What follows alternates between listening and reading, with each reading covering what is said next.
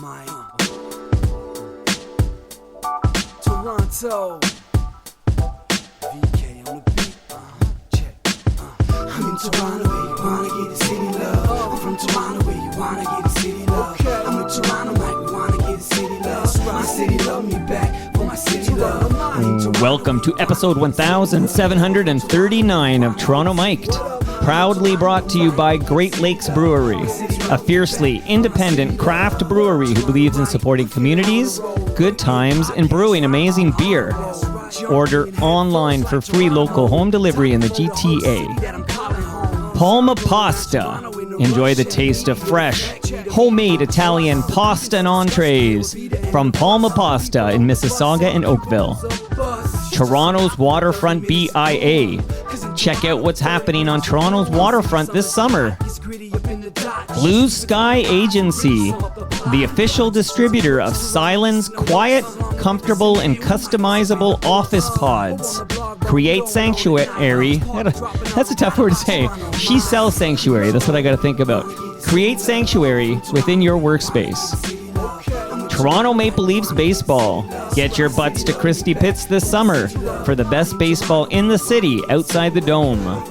RecycleMyElectronics.ca. Committing to our planet's future means properly recycling our electronics of the past. And Ridley Funeral Home, pillars of the community since 1921. Today, making his Toronto Mike debut to discuss Toronto's wildlife, it's Andrew Budziak. Welcome, Andrew. Thanks, Mike. Do people just call you Bud?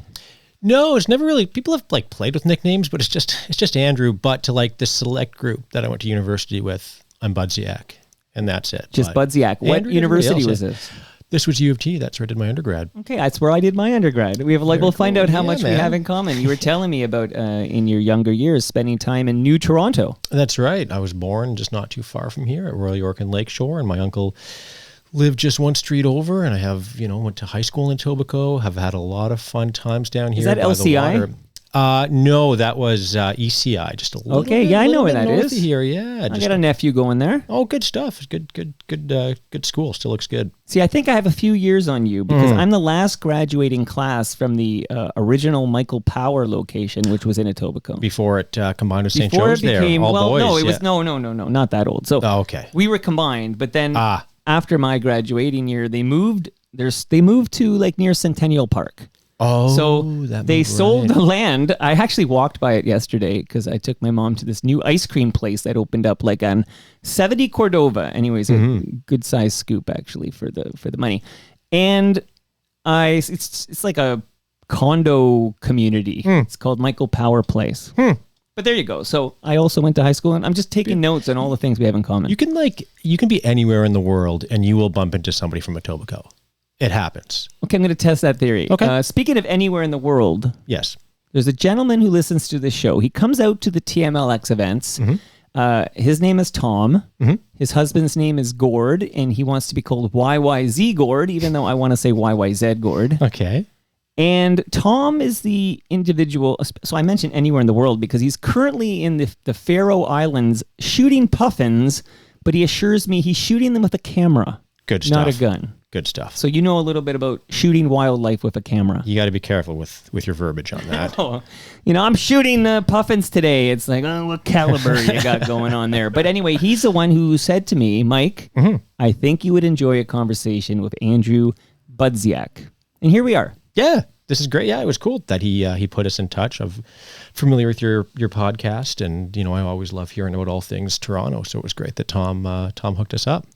And I made a decision, I guess we're going back about 12, 13 years now. I made a decision that I would just, if I could, if I had the time and the physical ability, I would bike everywhere. Yep. I have to go. For example, tonight, I'm getting a tour. There's a guy named Professor Pricklethorn. Yeah, the tree guy. The tree guy. So the tree guy has invited me. We're going to take a boat to the island tonight. Yes. And he's going to give a robust tour of the flora and fauna and what's going on the island. Lucky. Yeah. Well, you want to come with me?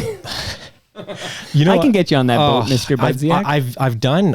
I mean, doing the island by bike is awesome, but having your own personal tour guide, someone that knows every tree, every bird, everything that lives on that island, that's going to be special. And he's the guy. I think he's got an alter ego named Warren. That's Who knows who that is? We'll see if he's wearing his Lego bow tie. Sick. Okay, but I'm not actually biking on the island. I'm biking to One Yonge Street where the Captain John's was. Oh yeah. I still think of that as the home of Captain John. That should have got historical status. Why not a plaque? I got a plaque at least.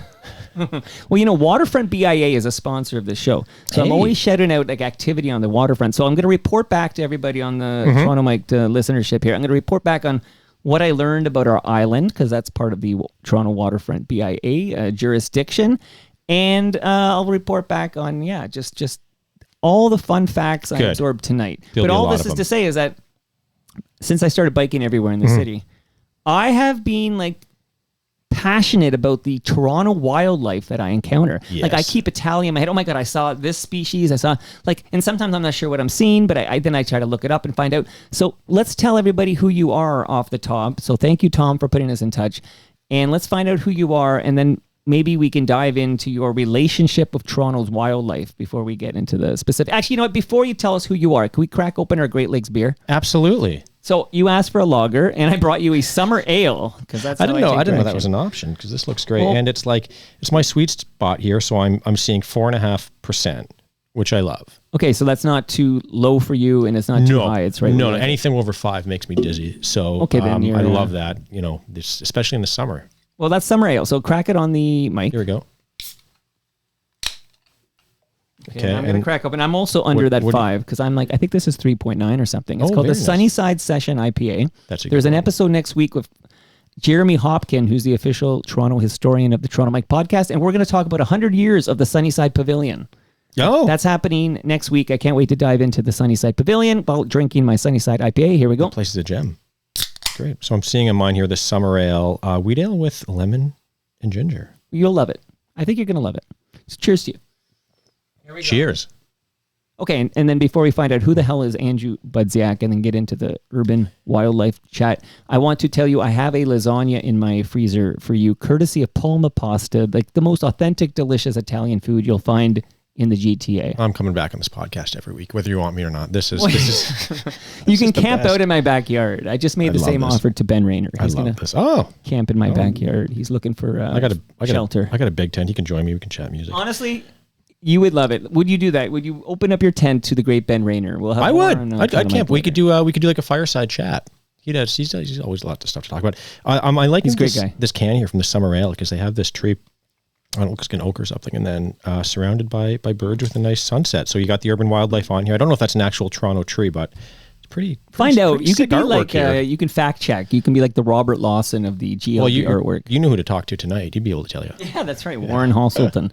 Okay, so who are you? And by the way, we just acknowledge that your boy is in the room. Yeah, my boy Esteban over there. He's chilling out. He's been hanging out with me for the day. He was at a cottage hanging out with my folks this week. He's waving away, and now he's just happily playing his. He's got a National Geographic shirt. Canadian Geographic. So he's his dad's fellow of the Royal Canadian Geographical Society. So we got a sweet little hoodie. Yeah, thanks a lot. So who am I? Yeah. Urban wildlife photographer. That's how I spend most of my year. A lot of my year is photographing urban wildlife. In the cold months, I do, in the last number of years, I've been doing a lot of scuba diving.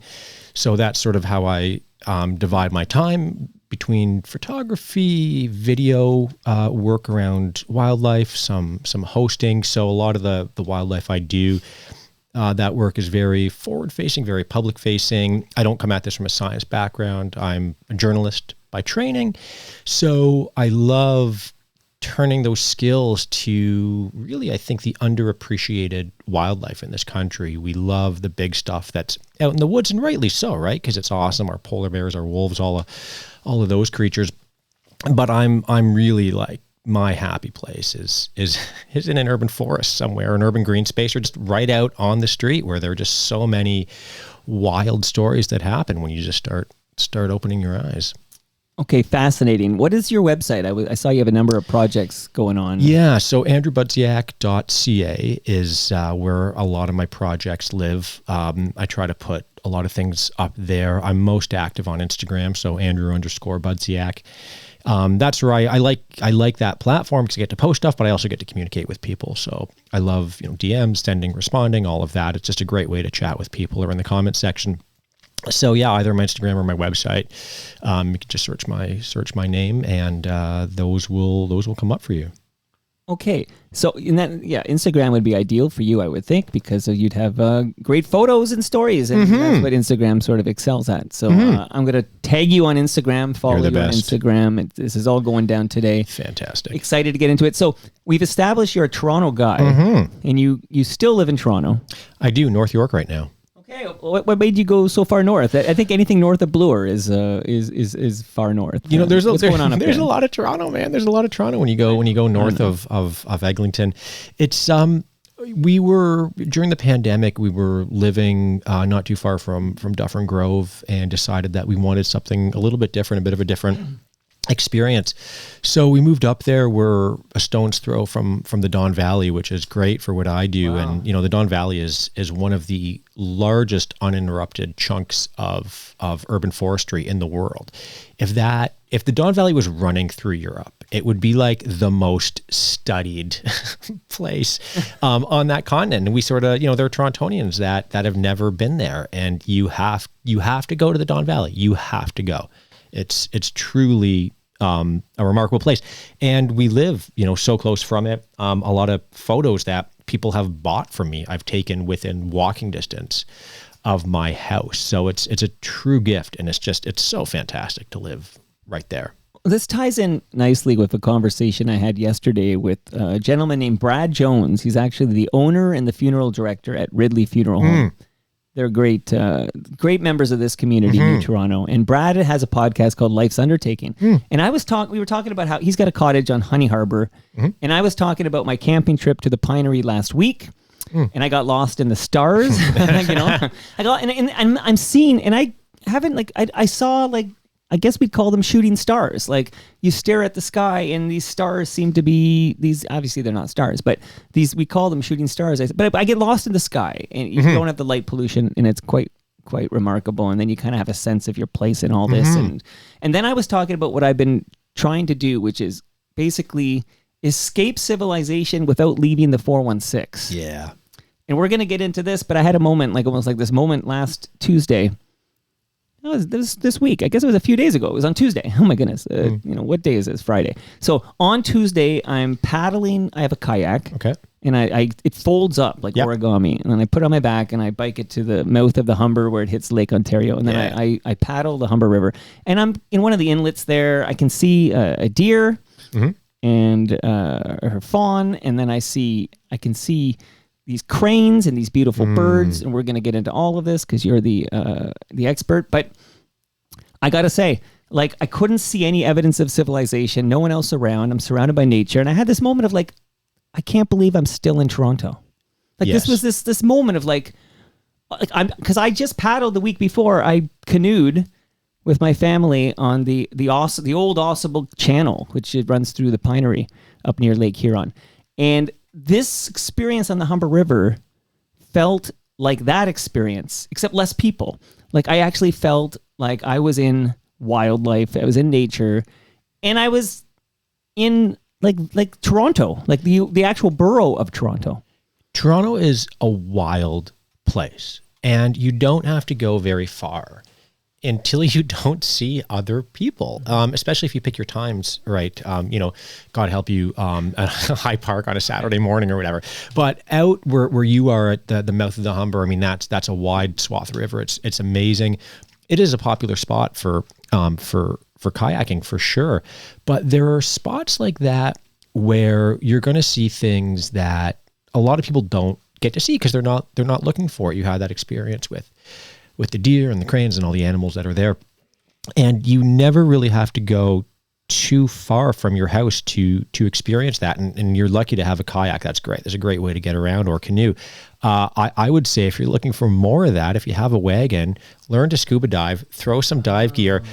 in your wagon, and you could walk right over here to Humber Bay. I was there 2 weeks ago. I did a great dive. The viz wasn't great, but it was just super fun. There's a spot I wanted to explore I hadn't been to. Can you elaborate on this? Because I haven't really considered scuba diving. Yeah. So you could get certified in Etobicoke. Like you could take, there are dive shops that will get you certified for scuba, and Great Lake diving is my favorite, and it's fantastic. It's wild, it's beautiful. There's no reason to get on a plane to have to go dive. And really, like, you can, from here where we are in South Etobicoke, there are some great diving spots. And if you want to talk about being away from it all, even being down 40 feet, you're in the water and there's no one around you. You're not hearing traffic. You're not seeing anything. You're seeing, rocks, maybe some wrecks, seeing fish. You're seeing some very cool aquatic plants. And you pop your head out and there's the CN Tower, right? And that's our city. Our city, I'll say it, I've said it before, I'll say it again, is such a wild place. Okay, so now let's hear more from you. First of all, I find that fascinating. So, like, I want to hear, like, name checking of species, and I don't, and even the common ones, because I always play this game with my kids, like, name all the animals you see, like my younger two kids, and they're 9 and 11. And then the first one is what we see all day long every day, which is squirrels. Okay, so, but yeah, let's hear, maybe shout out some spots in Toronto where you've seen various wildlife. So let's go easy. Let's start really easy. I'd mentioned High Park. Yeah, love High Park. The best. If you go to Grenadier, the pond there, right? Really easy to get to. It's super accessible, like wheelchair accessible, the whole thing. There are these chipmunks that are there. And you just see them. Yeah, there's a chipmunk. But look closely. Maybe bring binoculars or a bit of a slightly longer lens if you have it. And these are like battle-worn chipmunks. Like, they have scars on their face. They fight. They fought with other animals. Sometimes they're missing like an ear or something like that. And it's just awesome to watch these little guys live their life. And they do what they do. And it's just about taking that moment. And starting with the small stuff is great, because the small stuff is kind of all over the place. We look past it. But those chipmunks are so damn fun to watch. Go to Bellwoods, try to find a white squirrel. And there's not the white squirrel. That white squirrel would be like the oldest squirrel in the world, but they have that gene there. So you get white squirrels in Bellwoods, and those are great. They're obviously celebrities, but that's an animal that's okay to celebritize, because they can get away. They can get away like super quickly. Right. And going past that, something I was joking about this with my wife, that we are going to set up. She loves wildlife too. We are going to set up lawn chairs on Bathurst on garbage night, like just to watch the rats, because they have the best time, and they're so smart. And people talk about raccoons being good problem solvers. Watch these rats, man. They're great.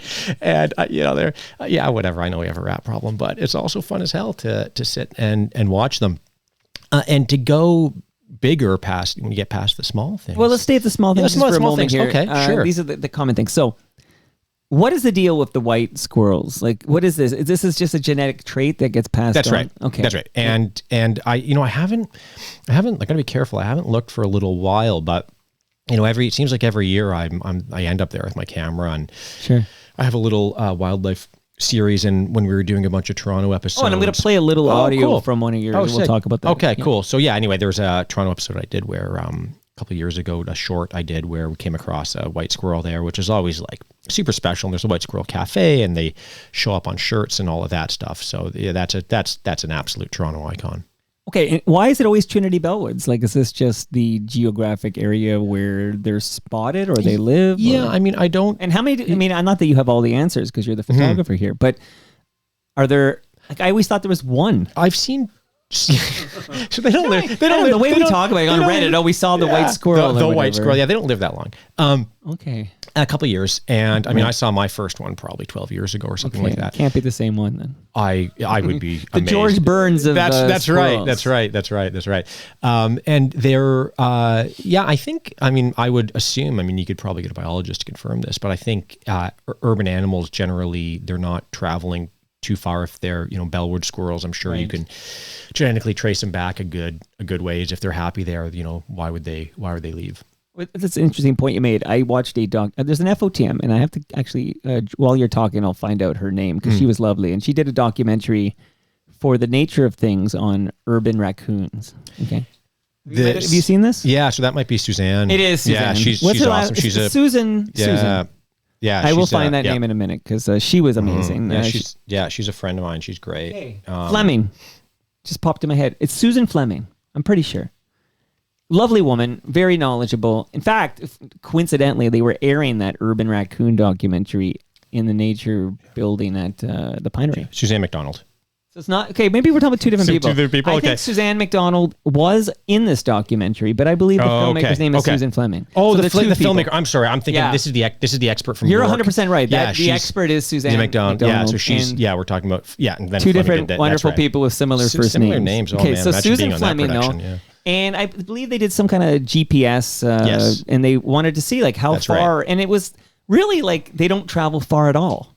Like these raccoons barely left; they didn't really leave the block most of the time. They don't have to. Right. And coyotes are we can chat about them later. yeah, if you we want. should get Do you wanna bring get them into coyotes? How do you say that word first of all? Coyote. Yeah. So here's the pronunciation. Okay. So there's generally in this part of the world we say coyotes. Because of Wild E. Coyote. Wild E coyote, that's right. You got Wild E coyote. So We were brainwashed. You'll get out west in central Canada, you hear coyote. Yeah. Coyote. And then depending on where you are, and this is in the States, you'll hear people say yotes.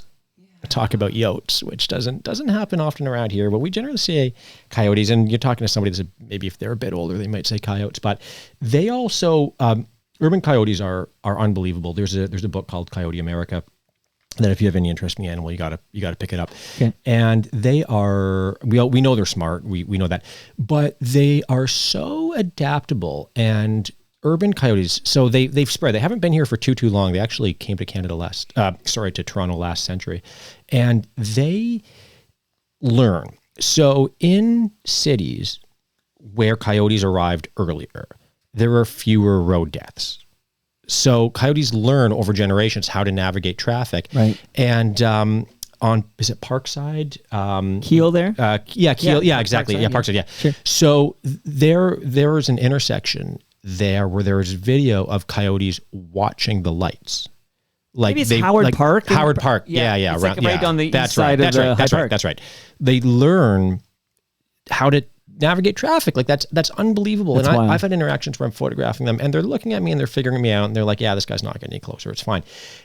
They're wicked smart. And in terms of areas, coyotes that live out in the forest away from the city, in Algonquin or anywhere like that, they have huge ranges. It could be like 10 square kilometers or something like that.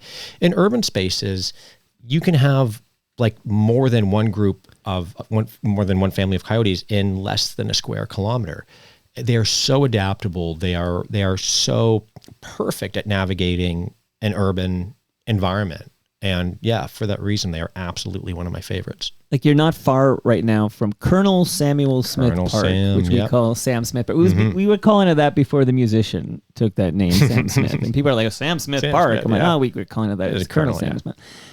I mean, late at night, if I'm biking through Colonel Samuel Smith Park, I can hear the coyote. I almost call them coyotes, and I've never called them coyotes in my life. But I'm in your head now. You're going to be saying yotes. Yotes. Yeah, we'll see. They had a team in Phoenix, we call the Yotes, but long gone now. But there's a lot of coyote action, and they have recently. I'll be saying because you'll get like in a Facebook group for South Etobicoke, and then somebody will let you know, on this street, there's a coyote walking around at 3 p.m. in the day. Now, I just tell my kids, like, leave them alone. That's it. Leave them alone. That's they're not looking for you. That's for sure. And I've never heard of any problems. Maybe I do hear periodically in the ravine area about like small dogs. Like, you don't want to have a small dog out, possibly, if there's coyotes. You can have a small dog out, but keep it on a leash. Keep it close to you. Like give it a knife or a gun. Off-leash areas exist for a reason. Like having your having your little dog run around in the bush is like having a hamburger float through your kitchen. Come on. Right. Anyway, so use some common sense. I'll take it easy on that one. That's all I got to say about that. But you've shot some with a camera. Everybody, all this shootings with a camera. You know puffins in Toronto, right? We're not going to find any puffin. No, action. maybe in somebody's basement. Who knows? That's why Tom had to travel for that one. That's right. But you got some nice coyote shots. Like, where is your favorite coyote shooting neighborhood? Etobicoke is great.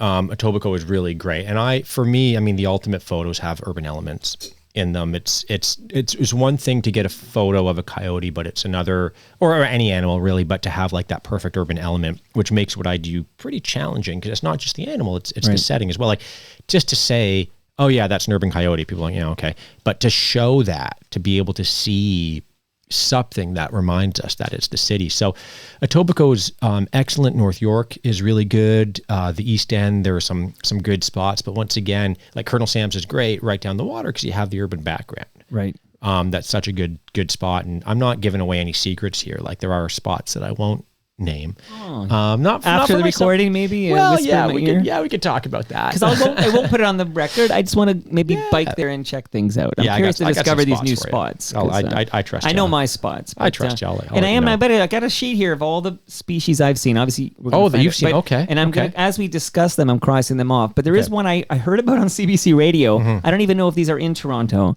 But have you ever seen a coy wolf?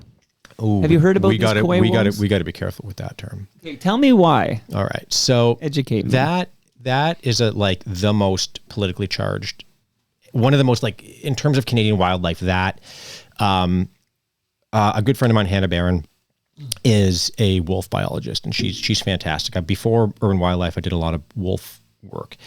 And like she's had people, she does a lot of work with the Algonquin wolf, and she's had people following her in cars, coming to disrupt talks, all of this. And coy wolf is a term that is used or has been used by like some biologists to describe a hybridization between wolves and coyotes. And the prevailing science, from my understanding anyways, and I'm going to probably get myself in trouble here, but whatever, is that it's not a recognized species. That, you know, genetics aren't consistent enough to have it be its own thing. Hybridization has always existed between canines. It happens. They're close enough.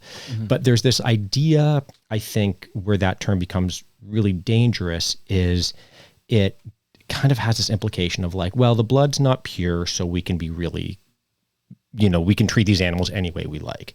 And that comes from a certain kind of person, I think, that believes that we should have like absolute dominance over animals, and they're there to serve our purposes. Yeah. So They were here first. They were absolutely. Well, I mean, actually, in Toronto, to be fair, we were here first, but I gotta write that down We made here. a pretty good Changes for things. coyote. We made a pretty good environment for them. Right. But yeah, that's that. The coy wolf thing is tricky. It's not a term I use. You know, I'd say hybrid or something like that. But that's all I'm going to say sorry, on that. I heard that term. I didn't mean any. Yeah. Oh God, no, I'm not. insensitivity. I'm not one of those people. When I heard it, I was like, oh God. It's like that's a politically charged term. Mike's going to be getting. We're mixing it up here. Mike's getting emails. Yeah. Well, this is a strange coincidence, which is about about an hour ago. I was having a shower. Okay, I went shave and shower.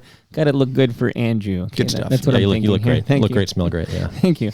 And then I'm listening to CBC Radio, and they have on this expert on, like, coincidentally, this expert not on urban wildlife, but on actual rural wildlife. This expert on like surviving rural, fantastic stories. And they were asking about a wolf. Somebody asked about a wolf, and he was saying the least of his concerns. He said of all the animals he encounters, wolves are the ones he worries about the least. Not that Toronto's got any wolves, but he worries about them the least. He said, and he dropped this, and I haven't corroborated it, but he seemed like he knew his stuff. He was an expert. He said, in the past 50 years, he says he knows of 3 wolf deaths, like deaths by wolves in the past 50 years. He said in Canada, in the entire country of Canada. Like I think there's a misconception amongst us dumb Torontonians, like that wolves are dangerous. Wildlife's not dangerous. Like it's not. You know, if you're gonna walk up to a polar bear in Polar Bear Provincial Park and slap it in the face, you're gonna get in trouble. Right. But wolves aren't dangerous.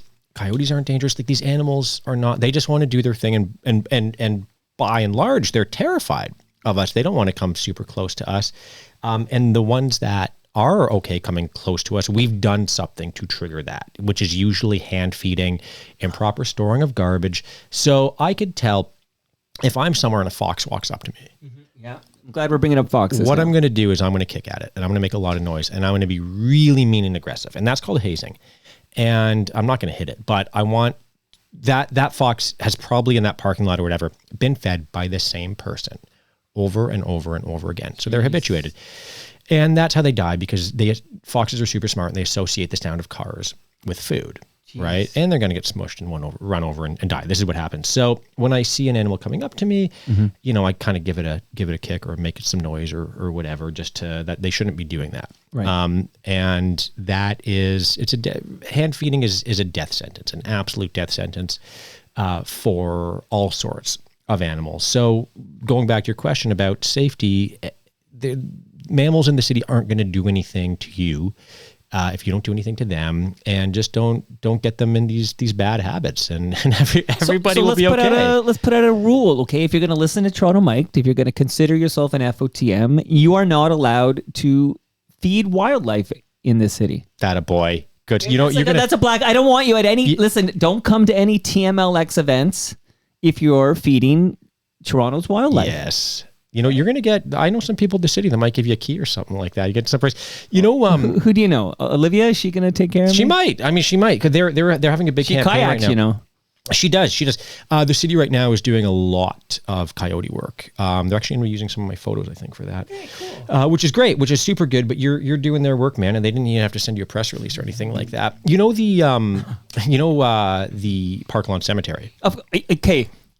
Okay, so you bring up a lot of points I had wanted to bring up. I'll pull back I bike through it a lot. Yep. It is probably my favorite place for seeing deer. Yeah. Yes, there are a ton of deer there, but also a lot of, let's say, ill-informed people that show up with bags of like carrots and apples and will hand feed. Angry. Andrew, I'm getting pissed. I love yelling at these people. Yeah. I'm a chill guy, but it's so fun. One of those things though, you don't really want to yell at somebody in a cemetery. They might be there to see shout out to Ridley Funeral Home. They might be there to see the you don't show up with a bag of apples and carrots to see a deceased. So they're feeding the deer by hand. Okay, they're not invited to any TMLX event. No, get them out of here. And there are a couple of people I've seen like they're there regularly, and they see me with my big lens, and now they just leave. They bolt. So a dear friend of mine who died way too early, much love to Mike Kick, he's buried at Park Lawn. And when the Raptors were doing their run in 2019, because he was the biggest Raptor fan I knew, I would just bike over and just kind of, he's got his gravestone there, and it was just a nice spot to kind of chill out and hang out or whatever. And I experienced this magic moment in this part of Park Lawn Cemetery where I saw several deer. Like I'm just quietly there, my bike's there, there were no noise, no one around, and these deer show up. And I do see a lot, I will say, I do a lot of Humber Trail cycling, and particularly near like the old mill park, Kings Mill Park. Beautiful. There. And I've seen a lot of deer in my biking travels, but I have never seen so many deer so close than this magic moment in Park Lawn Cemetery.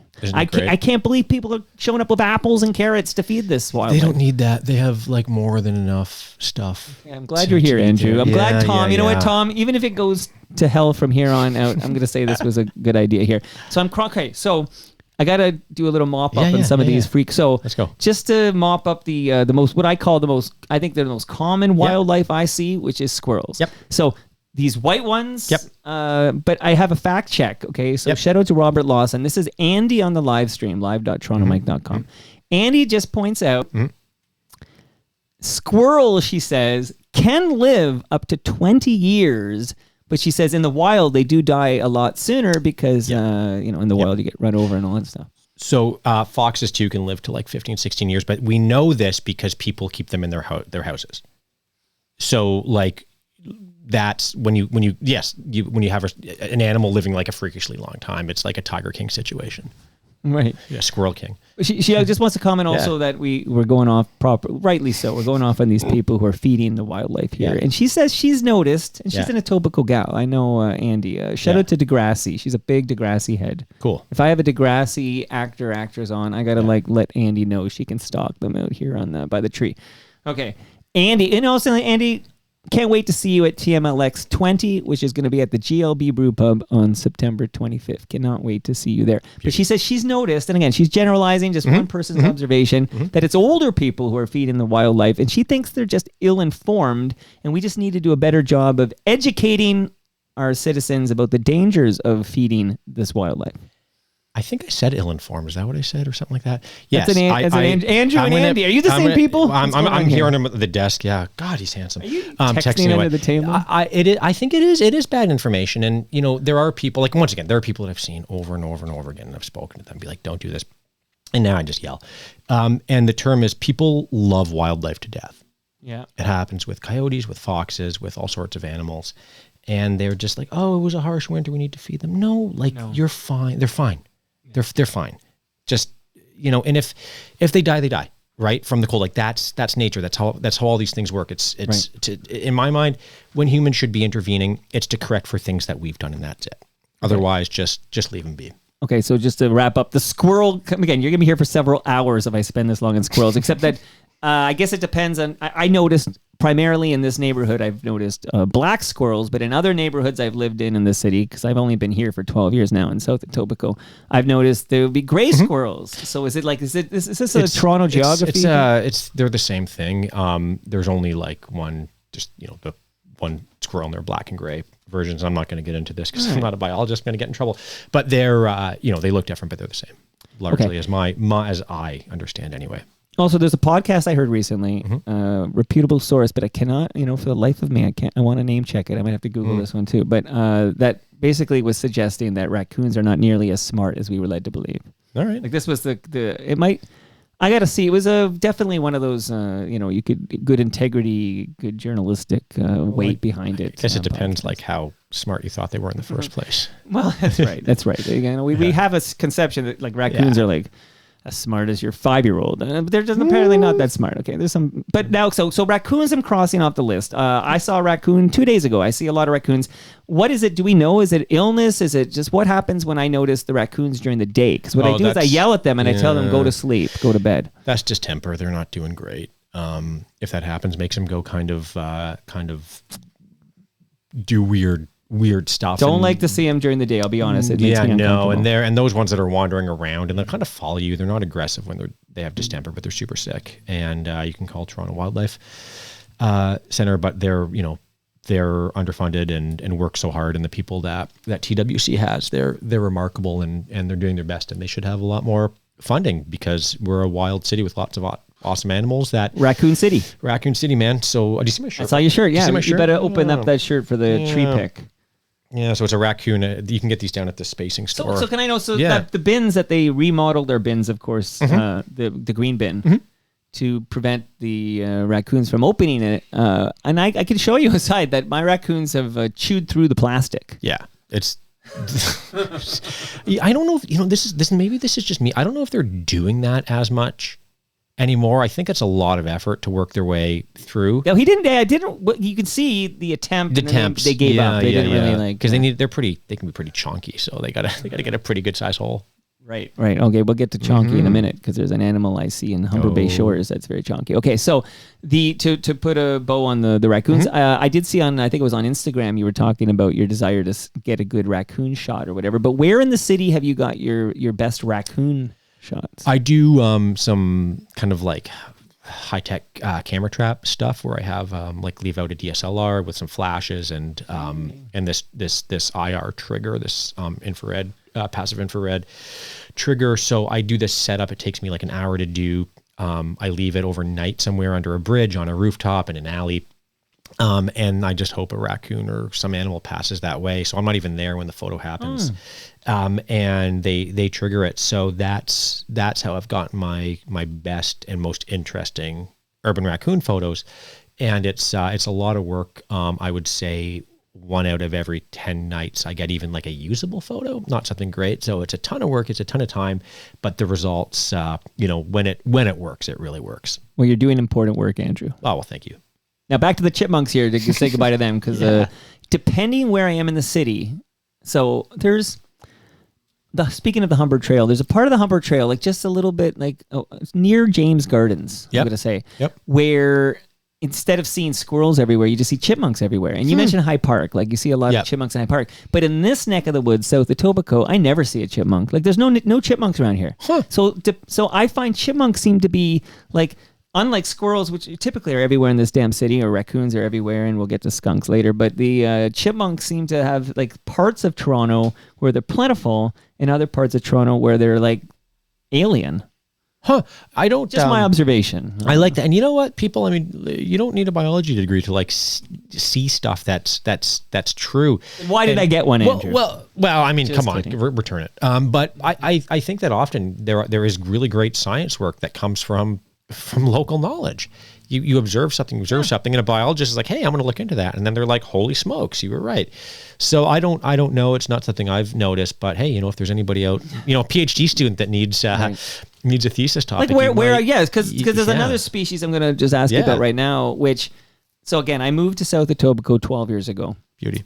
And I absolutely love it down here. But I really never knew it. I never knew there was like a Toronto. I didn't even know this area really existed, this new Toronto. Like I knew about Mimico. Yep. But I feel like it's like I'm basically here because I couldn't afford to be in a bunch of neighborhoods I wanted to live in. And here I ended up here. And I'm like, I'm not leaving here. I love it. Near the lake. It's a great place to be. Great. I really dig it. But what I noticed when I moved in, right away, I noticed that, oh my God, there are a lot of rabbits around. Like you just see rabbits. I saw we were biking to the camp, me and my two youngest, and we saw a rabbit. And it's like normal now to see a rabbit, but though it's still exciting to me because where I grew up was closer to like Jane and Dundas area. Never saw a rabbit. Like I didn't see a rabbit till I was in my 40s, and now I see rabbits almost every week. I see a rabbit or two, and if I get, like you mentioned Sam Smith Park, I see a bunch there. So what is it? Is it like the chipmunks? Like it's just there's parts of Toronto that have rabbits and parts that do not.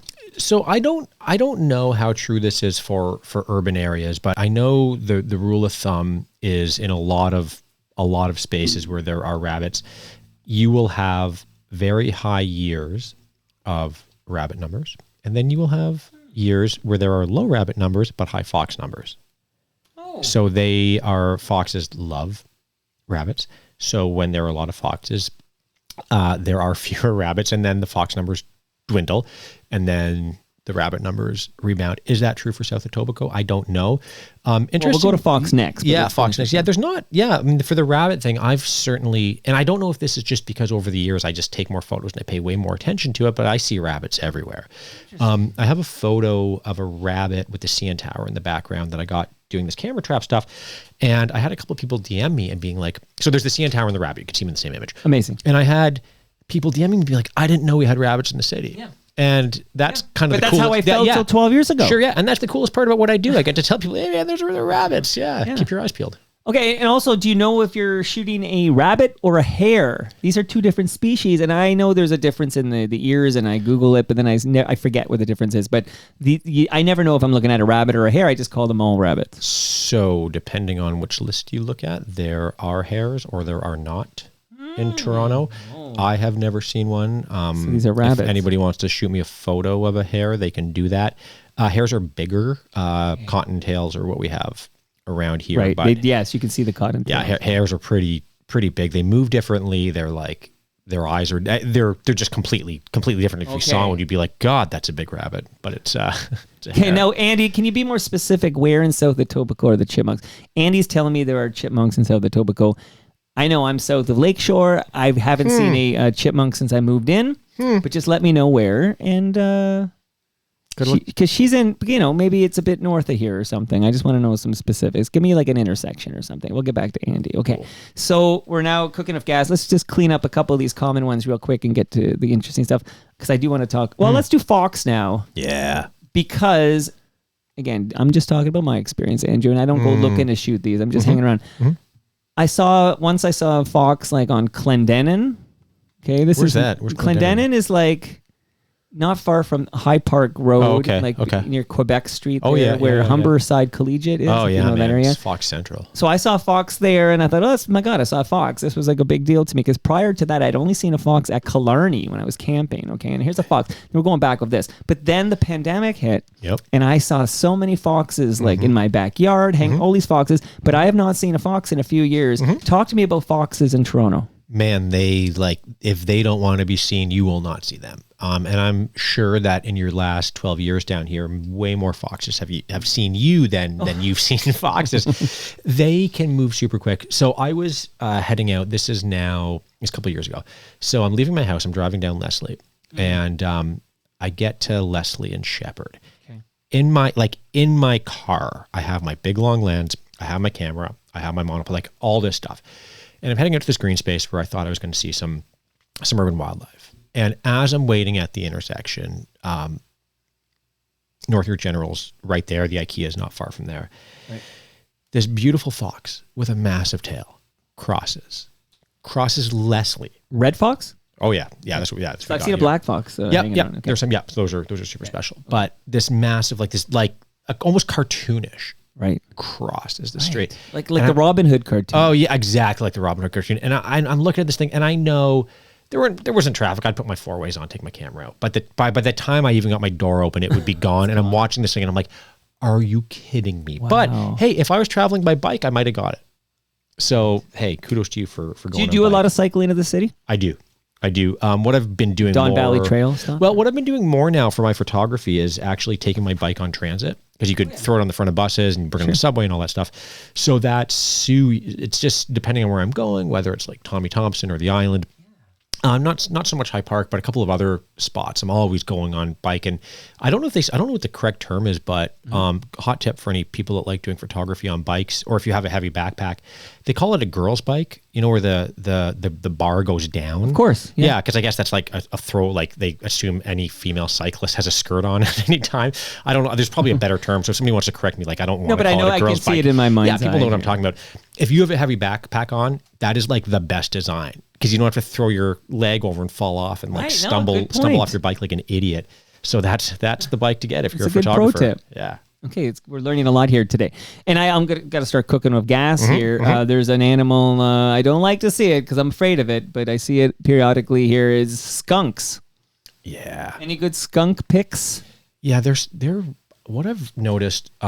You're saying that raccoons maybe aren't as smart as we thought. Right. Skunks are really dumb, and I think they have bad vision. And that's what happened. My brother got skunked a couple summers ago. He was on a scooter, and it ran between his legs and just nailed him at like some ungodly hour in the morning. Well, that's my fear. I was crying with laughing when he told me about that. So yeah, Tom, good Etobicoke boy, got nice and skunked there. Just up in Renforth or something. Stay away. Just give them their space. They don't want. It's exhausting for them to skunk you. Like don't do it. Don't let your dog chase after them. Just give them their space. If I see a skunk, I run like 100 meters. At least I'm like Donovan Bailey. Okay, I'm 100 meters in 9.84 seconds. Gonzo. Yeah. Whatever. What can you do, right? But one crosses you, pops out of a bush, and you get skunked, and God help you. But at night I'll see him in the backyard all the time, and I'm like, I just gotta wake up smelling that here. My goodness gracious. Okay, the chonky animal I want to ask you about, and I typically see one of these species, Humber Bay Shores, which is because I do that waterfront trail all the time on my bike, but. Beavers. Yeah. Where are good spots to see a beaver? Exactly where you were. That's where you were. That's where I always see it. It's interesting. I mean, they'll occupy a bank for 10 years and then move on and find somewhere else. But generally down by the water, there are some at Tommy Thompson.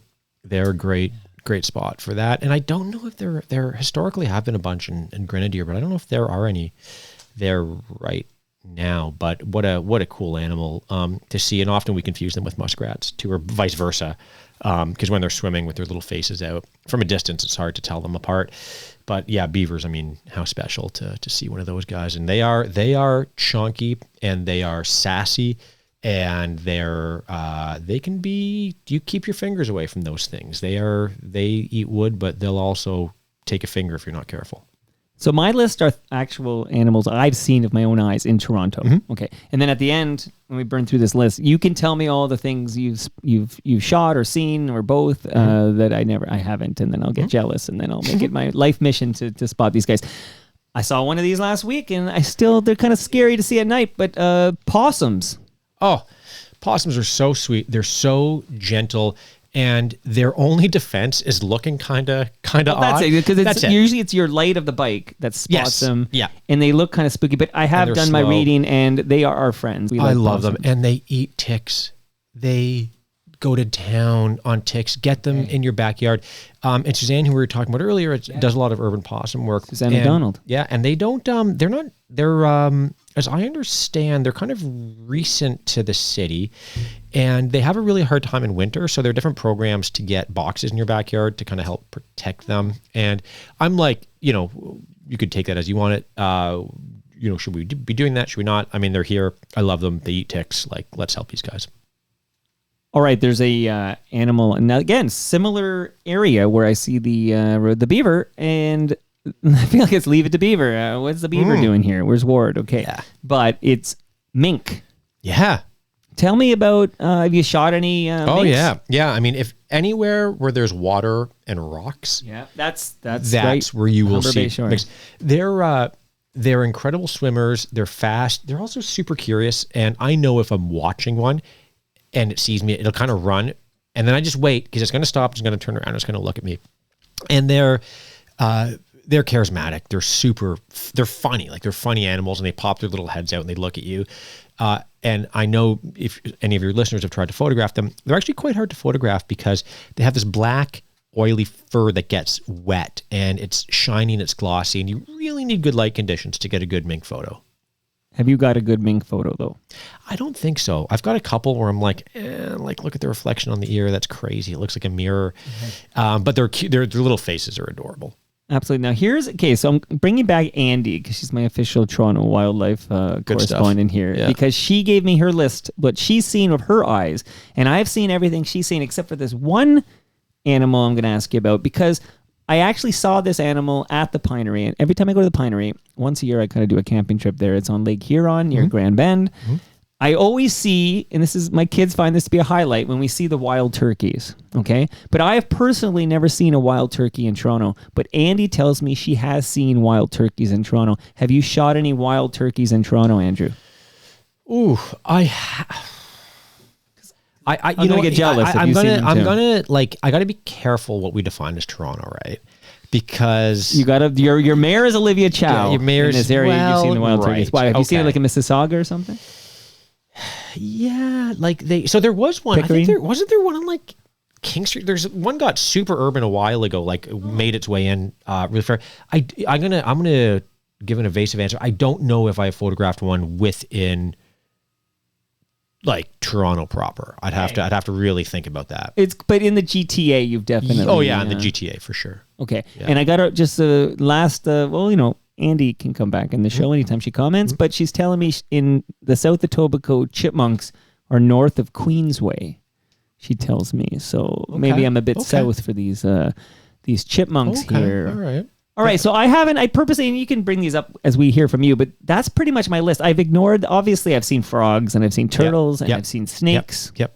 Okay. I don't want to disrespect these species. We love all of our wildlife, but I was thinking more of like, I don't know. You didn't bring up, which I'm sure you've seen. Bats. Oh, yes. You know what? I forgot. They're a mammal too. I should know this. Yeah. So, I don't know if I want to get it. Okay. I'll do this. Get into it. Margaret Atwood and her husband kind of are the name of, they're the names on these Toronto guides that were done up a number of years ago, which there are a whole bunch of different ones about the trees, in the city. There's one about mammals, and it's kind of like here's this list of mammals that are in the city, sort of near the city, historically used to be there. So that whole great guide was thrown up on YouTube. On Wikipedia. Okay. And on Wikipedia, it's like, here are all the Toronto mammals.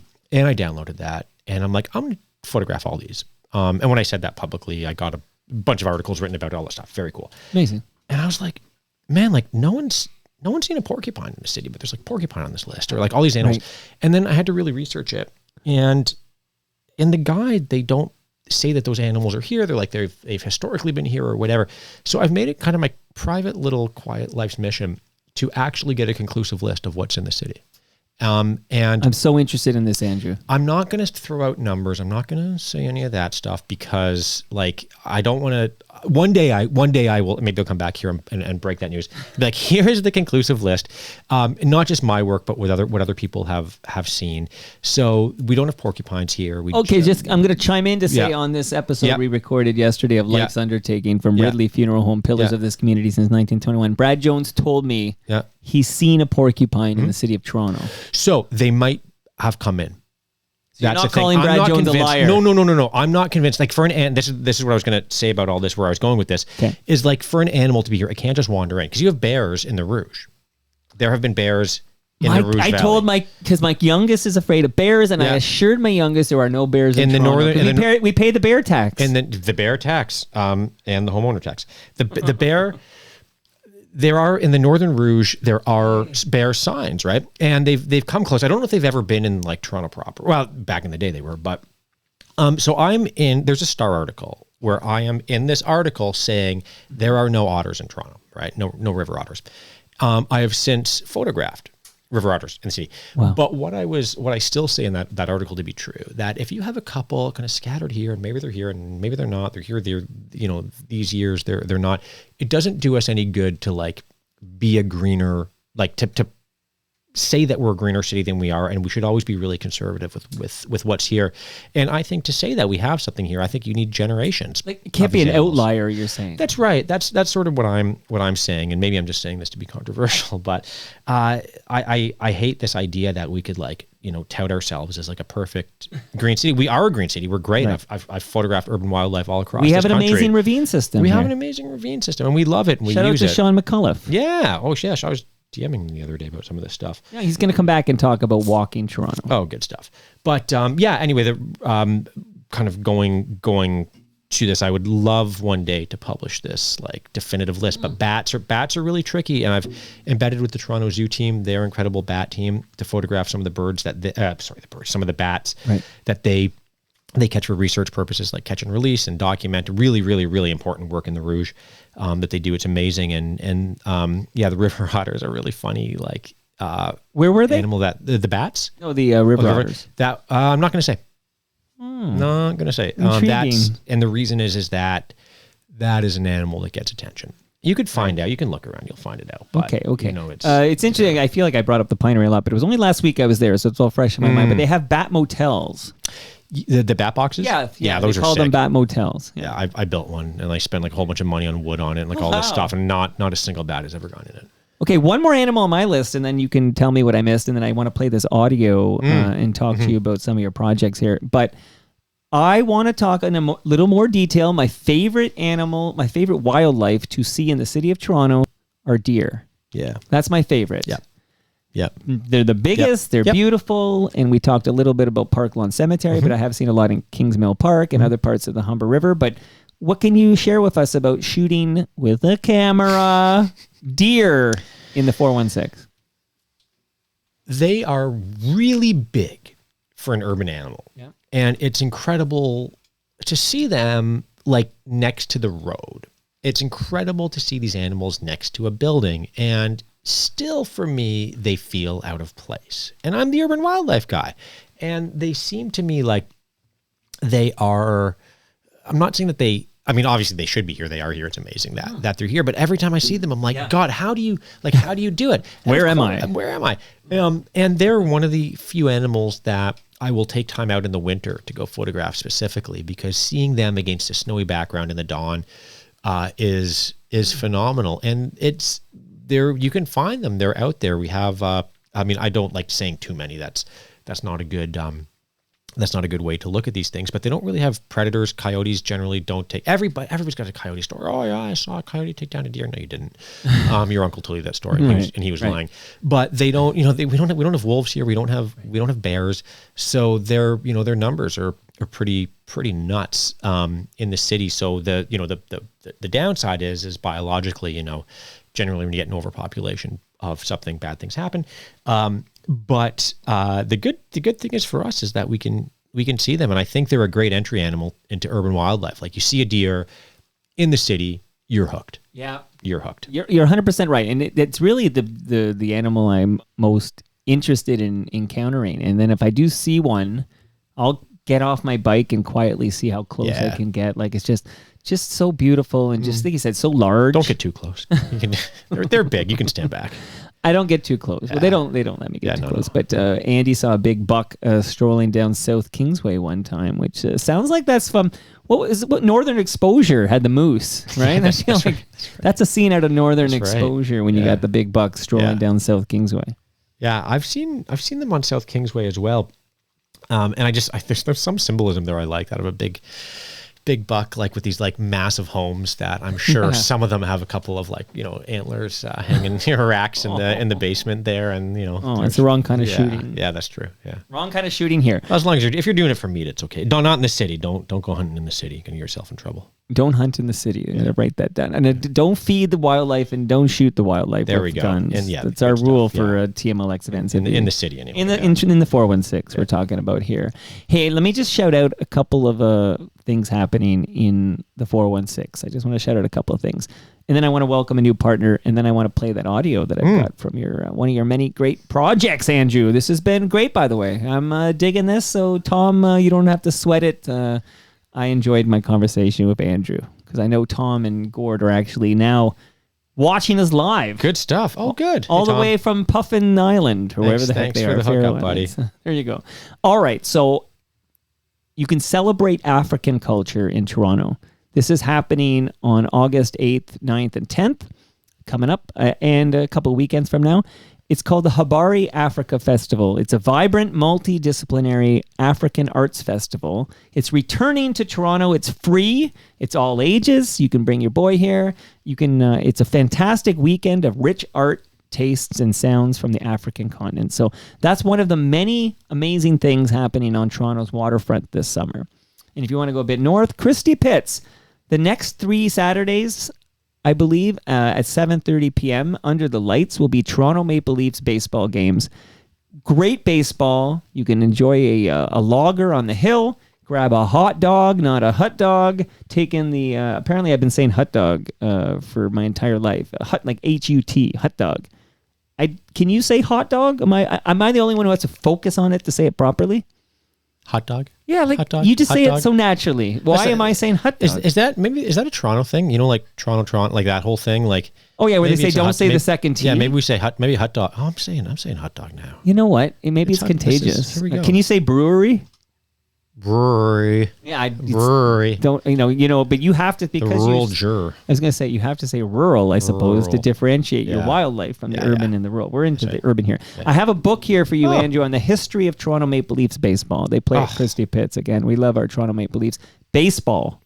Okay. This is fantastic. Thank you. I love this stuff. The history of Christie Pitts is fantastic, and our city has amazing sports history, doesn't it? Like beyond national, international sports. Like we have great stuff that's happened in the city.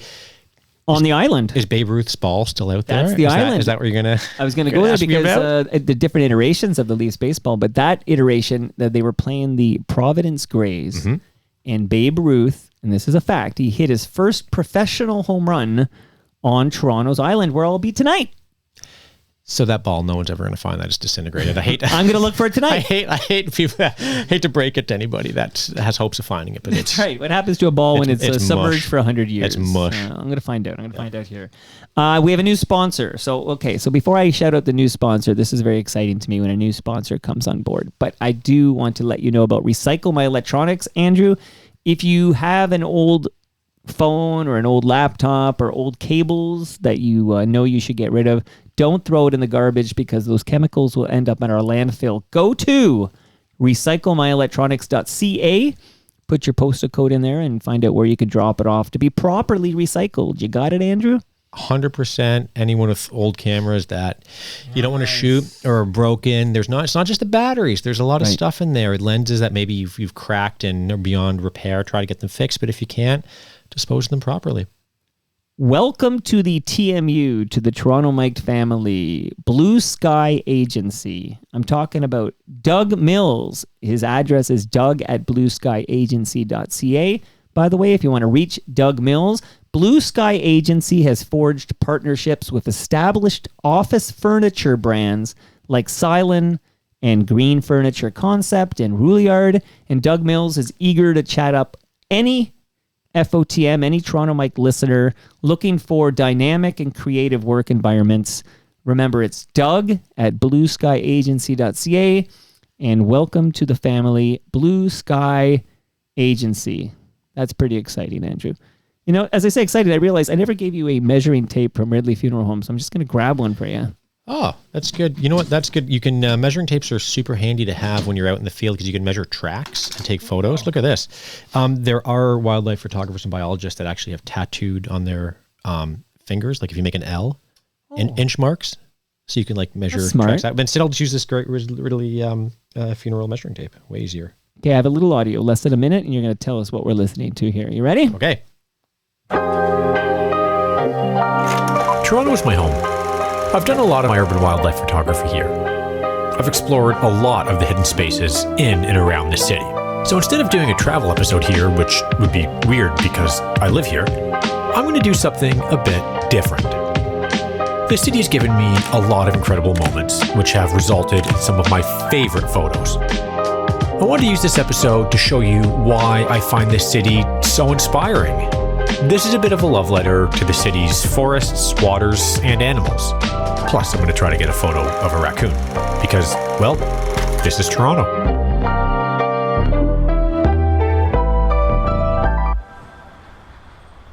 What are we listening to here, Andrew? That is the opening to episode 6 of my show, Edge of Frame. So I Say the name hosted again? Edge of Edge Frame. of Frame. Edge of Frame. Okay. This is an urban wildlife travel series that I hosted. And prior to this, I had done a bunch of short episodes in Toronto. And then we traveled the country and went to Vancouver, Edmonton, Saskatoon, Toronto, Montreal, and St. John's, Newfoundland. Each episode is my attempt to get a single photo, and all sorts of stuff happens along the way. There are great adventures, misadventures, food scenes, drink scenes, all sorts of fun. And actually today, the day we're recording this, the final episode came out last night. So the Toronto episode is the last episode. It was released last night. So all 6 episodes are up there now for good. They were out in public a very short, for about a year or so ago, for a very short period of time, but now they're being re-released and they'll be up there forever and ever. Amen. So in that Toronto episode, I wanted to do something a little bit different. So I did a couple of vignettes about the city and some storytelling that I've been dying to do for years. And yeah, there's the obvious raccoon content, which ended up being so fun and so unique. And these very generous people let me go onto their balcony where they have this like ancient vineyard that's creeped up there. And the raccoons love eating those grapes. They know when they're ripe enough to eat. So there were a lot of grapes. So people were able to, I think, make some wine, but also let the raccoons have their fair share. But it was such a fun episode to do, and it's very hard to tell a flushed out story of your hometown sometimes. It can be quite tricky. So I wanted to give this one a lot of love, a lot of attention, a lot of care. It is a bit different from the rest of the season, the rest of the episodes, a little bit different from anything I've ever done creatively before, and I love it. It was super happy. It was just a great experience. Right in my wheelhouse. So look forward to watching that. I hope everybody listening checks it out. Honestly, this is subject matter that I dig so much here. Yeah. I took that moment because I had heard that clip I played obviously in the past. So I took that moment to Google what was the podcast I listened to where they talked about raccoons not being nearly as bright as we were led to believe. It's Revisionist History. Oh. So with Malcolm Gladwell. Absolutely. Yeah. And the episode's called Rat versus, he's a Toronto guy. Toronto guy, yeah. Rat versus Raccoon. So, and speaking of rat, I feel like we didn't really talk about it because if one was spotted in this house, we'd have a for sale sign on the front lawn, not because of me, but because of my wife. Maybe your wife, I think your wife likes the rats more than my wife. Yeah, does. maybe not like chewing through our wires or anything like that, but I mean, I don't want to find out what happens when if a rodent makes its way into this home, we might have to move. But rats and mice, obviously, I've seen many a rat in my, although thankfully no rats in this house, I'm happy to say. But I know that you mentioned Bathurst, but I know there's parts of the city where there are many rats. They're everywhere. They're everywhere. Yeah, they're here too. I don't like them myself, but I wouldn't necessarily move if one found its way in here. But did I miss, Andrew, any animals that you have spotted in the 416? We went through a pretty long list of stuff I've seen. We added the wild turkeys for Andy. Yeah. I have not yet seen a wild turkey, but what have you seen? Anything I missed? There are, speaking of like rats and small things like that, there are moles. Little things like that maybe, unfortunately, usually we've seen them once clipping with the lawnmower or something like that. Voles, the small things like that. We have a couple of different kinds of mice that are here. They're great. They're so fun and cute to see. I mentioned the river otter, which if you're lucky, top secret location. You'll catch one of those. I did mention yeah, we went through deers. We went through a lot of them, and then the various kinds of bats. I'm running through my mammal list in my mind, and I know I'm going to walk out of here and forget something. Say, but oh yeah, there's we did cover a lot of them, and yeah, I mean, I know that we mentioned porcupines there, and they're only Brad Jones has seen one. Well, you know what? I'm going to put you in touch with Brad because he walks his dog, and it might have been even Colonel Samuel Smith Park. Oh, good. That would be. I'd love. He's at 14th and Lakeshore. I would love to be corrected on this. Absolutely love it because they're awesome. They're so cool.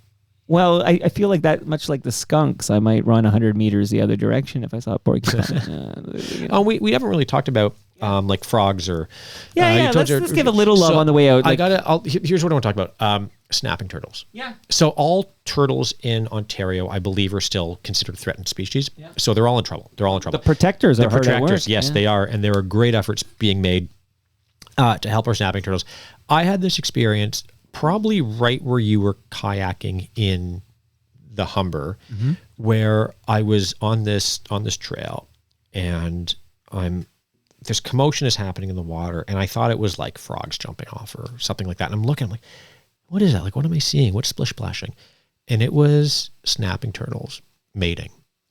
That is the craziest, most violent, wild thing. They claw each other in the eye. They're making this awful noise. They're biting each other. It is phenomenal. And I was photographing this. I'm like, should I be photographing this? And I went back and I read all about it. But they signed a consent form. That's right. Yeah, that's right. There's an intimacy coordinator that I hired on there. And it was so nuts. And I'm like, once again, this is happening in our city. These two dinosaurs just absolutely mangling each other. And they've been doing this forever. That's how species, I don't want to ruin it for anybody, but yeah, the birds and the bees extend Spoiler to alert. Reptiles as well, and amphibians. And my God, it was an absolute spectacle. And that was one of those moments that I'll never forget, seeing something so wild right here. Well, I'm glad you brought up the turtles because many turtles spotted kayaking that Humber River, like so many. And also near, again, back to Samuel Smith Park, mainly because I tweet a lot, but there is a little pond there in there or whatever where there's lots of turtles and there's a lot of the protective, whatever the thing the protectors are doing where they basically put that box on, they say there's baby there's so turtle eggs that's where the eggs are. Yeah, so they know where the turtles will lay their eggs. Once they go, they put these little boxes over them with mesh on the top, and then there's a little exit for them pointed towards the water because they'll always go back to the water. Rennie Park, which is a park in the West End near Swansea there. My youngest daughter, had a house league soccer game there on a Wednesday night, and there were turtle protectors on the scene. Good stuff. And when a turtle was close to the field, we were ordered by these turtle protectors, these passionate women told us we had to stop playing. Love that. That's awesome. We did. So, we complied, of course. We love turtles or whatever. Awesome. But it was I think that's the first time in my life a house league soccer game was halted because they said the turtle had to make its way to the water. Were there any parents freaking out? It's house league 9-year-old girls soccer. I think we were all, but there were a couple of definitely some they kind of like bewildered, like, wait, so we actually have to stop. This game has to stop because of the turtle, but we stopped for the turtles. So. That makes me so happy. Yeah. That's such a good story. And like, I mean, okay, I wish it was like, you had, in my mind, there's some like impassioned parents just like losing their mind. What do you mean you're stopping the game? I think that's the difference though, because my son plays a competitive soccer league. In fact, we had an experience last week where the other team's parents were basically like going at the ref, like, get a life. And our parents, and I actually almost like, and I'm not a fighting man, Andrew. Okay, I'm a lover, not a fighter. Yeah. But I was ready to throw down with several parents on the other team because of the way, in this ref, thankfully it wasn't, sometimes the ref is like a teenager. Okay. This ref was like a 60-year-old man. Okay. So I just want to point that out. He wasn't taking any of it. Yeah. But I was like, and even their, I guess the players will of course emulate the behavior of their parents. This is what, so their team was doing the chewing out too. And our team didn't say, our coach ordered our team not to say a thing about the ref or whatever. But I mean, I could see in the competitive soccer league, I would love to be at a competitive soccer league with my 11-year-old boy and have the turtle show up and have the turtle protectors say, you have to stop playing. I would love to witness this. And these parents just losing their minds. Give me my video. Give me my camera. I'm taking video because these parents are going to lose their shit. A friend of mine, his kid is like 9 and plays baseball. Yeah. And the league almost got shut down because of parents being nuts. So It's wild, right? I'm just It's gonna amateur kids playing. I'm going to start bringing turtles to games. I'm not, but I want to. Oh my goodness, Andrew! Did I miss anything that I should have brought up? Like, I mean, you have so many projects on the go, and I'm going to remind people that it is Andrew Budziak, BUDZIAK.com. Okay, go to andrewbudziak.com for all your Andrew Budziak needs. There we go. Is there anything? I mean, I can't wait to go to YouTube and watch that. Give me that name again. Edge of Frame. Edge of Frame. And the rolls YouTube's off the tongue. under my name. And hey, in the winter, if you want to try something a bit different, we could go do a little ice diving in the winter if you want to do something like that. I haven't done any diving. Like I'm not, so well, you don't have to go. We can hang. We could check it out. But I want to do stuff. Like, I mean, I only started last summer kayaking the city because usually I would only kayak when I was camping or at a cottage or something. Let's get you certified and we'll go for some cold water diving in the winter. Just like we could walk there, man. Well, like you have me, you have my interest because like I'm definitely, this is my kind of thing. I'll take you. Oh my God, Andrew! Let's get you certified. We'll go for a dive. I'll have to give Tom and Gordy Palma Pasta lasagna for the hookup here. Loving this so much. So I'll report back to the listenership on my experience with Professor Pricklethorn's alias, his alter ego Warren, who's taking me on. We're going to meet at the foot of One Yonge Street. We're going to boat to the island, and he's going to do this great tour, and I'm going to take notes, take pictures, and report back. That's going to be cool, and I'm glad we did this, Andrew. This is great. Thanks for having me. So much fun. Don't leave without your Palma Pasta lasagna. You got your beer, you got your measuring tape, and your Maple Leafs history book there. Babe Ruth and more. Love it. Not in that book is the revelation from Rob Butler, 1993 World Series champion of the Toronto Blue Jays, who coaches the Toronto Maple Leafs baseball team, who told me under previous ownership they had a rule, nobody's allowed to bat 500 in the IBL. And he said he went 12 for 13 for a stretch, and he watched his average go down because the owner would shave hits. There was like a hit the other direction. Usually you hear this going, oh, we're trying to inflate your average. No. This is a huge scandal in previous ownership that was exposed on Toronto Mike from Rob Butler. Just that's not in the book. I love that. Print the legend, okay? Mm-hmm. All right. Taking notes. And that brings us to the end of our 1,739th show. Go to torontomike.com for all your Toronto Mike needs. Much love to all who made this possible. That's Great Lakes Brewery. Hope you enjoyed the summer ale. Was it delicious? Tasty? Crispy. You're taking some home with you if I didn't make that clear. Perfect for a sunny Friday. Enjoy. Palma Pasta. Got a lasagna in my freezer for you. Toronto's Waterfront BIA. Toronto Maple Leafs baseball the next Saturday nights. All 3 next Saturday nights. You got to get to Christie Pitts. 7:30 p.m. starts. RecycleMyElectronics.ca. And of course, welcome Blue Sky Agency, new sponsor of Toronto Mike for the next couple of months. And Ridley Funeral Home, that episode where Brad and I talked about wildlife that dropped yesterday. The podcast is called Life's Undertaking. Brad Jones reveals he saw a porcupine. You can hear it there. See you all. I'm checking out my calendar for next week. Who's following up here? Oh, exciting.